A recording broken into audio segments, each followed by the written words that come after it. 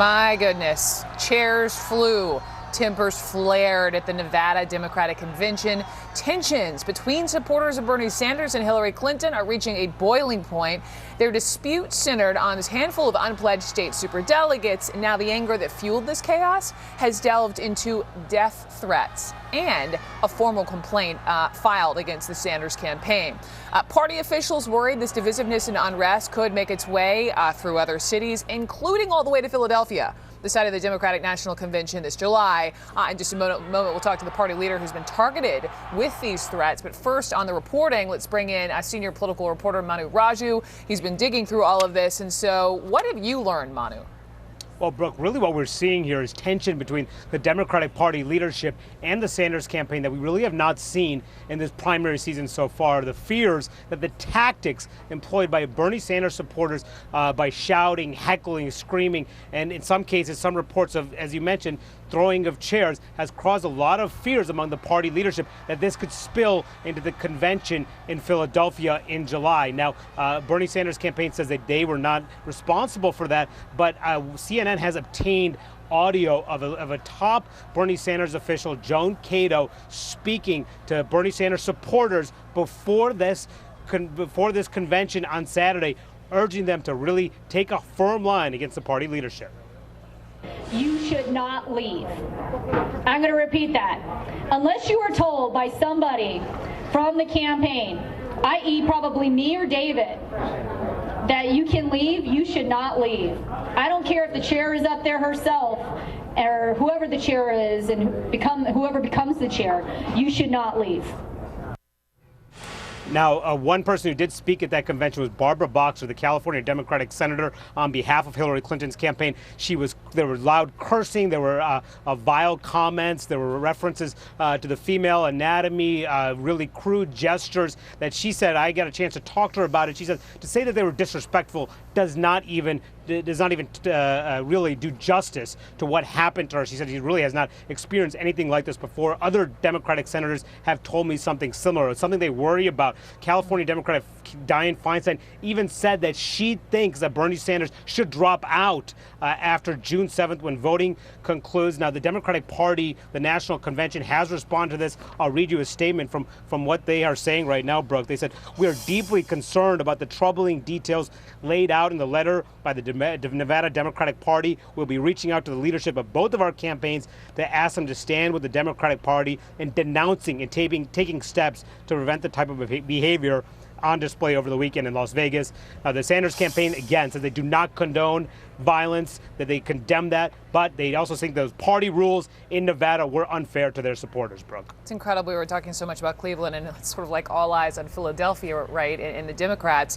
Manu, thank you so much. As I mentioned a second ago, death threats and harassment have followed that chaotic convention there in Nevada. And most of those threats were directed at Nevada Democratic Chairwoman Roberta Lang. She presided over the gathering, eventually ending it over security concerns. Lang and her family have become the target of harassment, threats. Here is just one of the calls she has received. Hi, Roberta Lane. This is a citizen of the United States of America, and I just wanted to let you know that I think people like you should be hung in a public execution to show this world that we won't stand for this sort of corruption. I don't know what kind of money they're paying for you, but I don't know how you sleep at night. You are a sick, twisted piece of shit, and I hope you'll burn for this cowardless running off this stage. I hope people find you. Wow. Lang also receiving threatening text messages like this one. It says, quote, hey, bleep.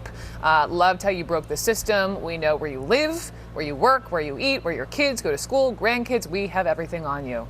They bring in the woman on the receiving end of the threats. She is Roberta Lang. She is the chairwoman of the Nevada Democratic Party. Roberta, thank you so much for joining me. I am so sorry you were having to go through this. I mean, hung in a public execution, and these are just a few examples. How often are you getting these threats? What else are they saying?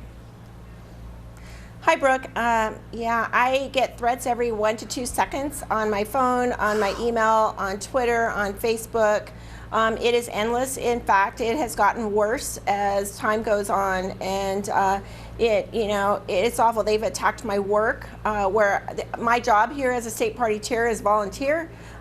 They've attacked the place where I am employed. Posted, it's a restaurant and gaming bar. They've posted on their Yelp bad things about the restaurant. They've attacked my husband. They've made a clone Facebook of my name and said awful things about my husband that looks like it's coming from me. There's no end to the threats and the vile comments that have been made. What is your husband saying? What's your family saying?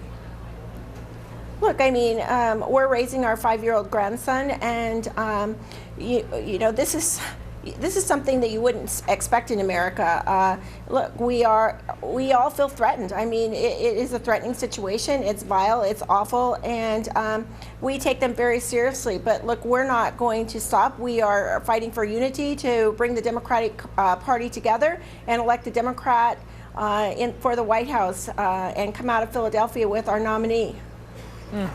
Let me read a quote from Harry Reid, the Senate Minority Leader from your state, saying, "I hold his people accountable, his being Bernie Sanders, and I'm sure if Bernie found out about it, he would not accept what happened there." Now, the Sanders camp, Roberta, as you know, they're pushing back on Leader Reid's allegation. Do you believe Senator Sanders has no involvement, had no awareness of the chaos that ensued in Nevada?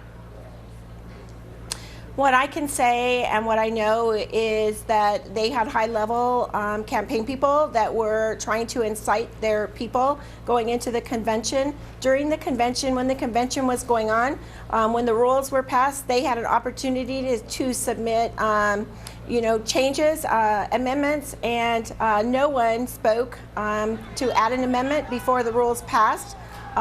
Look, the bottom line is this is a numbers game, and the Clinton people turned out 98% of their delegates, and the Sanders people lacked almost 500 delegates. So it's a numbers game, and they didn't turn out their people. The Clinton people turned out their delegates, and that is the bottom line. I mean, we just played that audio recording. I don't know if you had heard that before, that Manu had, where you hear this senior Sanders aide essentially saying you should not leave. I don't care who the chair is, the chair being you.